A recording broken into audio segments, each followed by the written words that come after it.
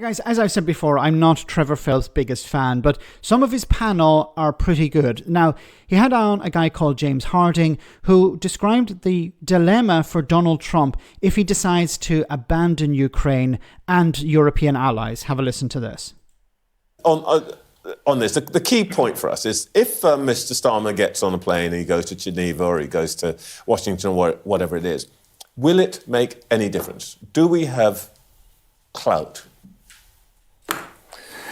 I think, Trevor, the answer is obviously much less than we'd like, but the reality is that it's worth stopping and just thinking, as Dorothy says, it's about more than Ukraine. So take one obvious issue, Poland. If the logic of this is that when push comes to shove, the United States no longer respects sovereignty, no longer respects borders. If the United States says, look, we're not going to honour our old alliances, then if you're in Poland and you're sitting on the border with Russia, you're looking to NATO, you're looking to us to say, what are your commitments in the future to our safety? And at that moment, the Europeans and the United States diverge. And they start saying, well, look, we have commitments to our continent that you obviously won't honour.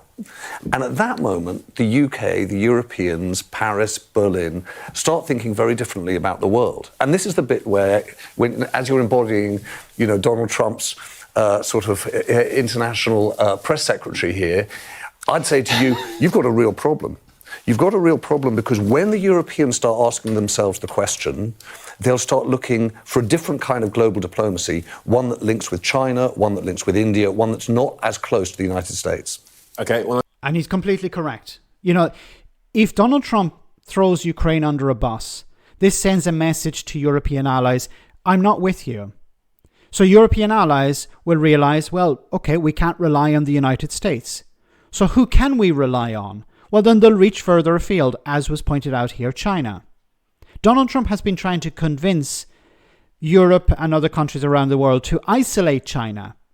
But he's not doing a very good job of it because he's put up barriers to trade, of course, but also he's trying to convince countries in Europe, no, you need to side with me and Russia when it comes to Ukraine. And they're saying, no, we're not going to do that. We can't rely on the United States as an ally. Donald Trump has demonstrated that on a number of occasions.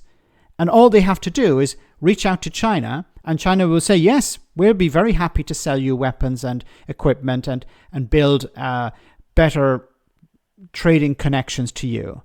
We would love to do that. We would love to replace the United States as your ally, or at least as your supplier.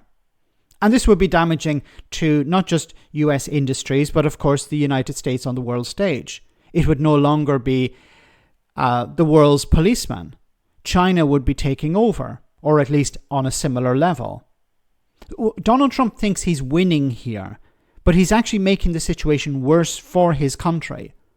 Because if he keeps pushing Europe and saying, you need to accept Vladimir Putin's conditions, you need to accept the situation in Ukraine as Vladimir Putin decides, they're going to say no.